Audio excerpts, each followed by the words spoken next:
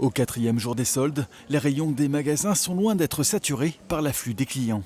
Samedi dernier, quand j'ai ouvert le magasin, j'avais une trentaine de clients devant le magasin. Ce matin, quand j'ai ouvert, j'avais que 2 clients devant le magasin. Alors qu'on aurait plutôt dû être l'inverse avec l'ouverture des soldes. À l'origine de cette importante baisse de fréquentation, les commerçants de ce centre situé au nord de Limoges pointent notamment la déviation de l'autoroute A20 suite à l'incident technique survenu cette semaine sur le chantier du pont de la Batide. Vu que l'A20 était bloqué, donc on a eu très peu de flux clients. Voilà. Aujourd'hui, on a plus de monde du fait qu'il y ait moins de bouchons sur l'autoroute, mais le mercredi, jeudi, vendredi était quand même très calme pour une période de solde.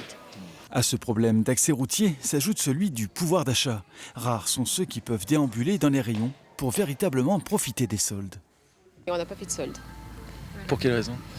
Parce que nous préparons les vacances, nous partons en vacances la semaine prochaine, donc on préfère partir en vacances, se réserver le budget plutôt que de dépenser en vêtements ou autre chose. J'ai pas l'argent pour faire les soldes maintenant, donc voilà, c'est ça.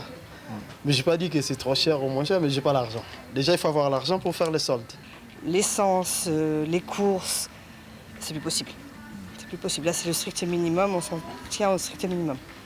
Et peut-être que vous y retournerez dans quelques semaines. À voir ce que le gouvernement propose, si on a des aides ou pas. L'examen d'un projet de loi sur le pouvoir d'achat des Français fait partie des prochains grands rendez-vous au programme de l'Assemblée nationale.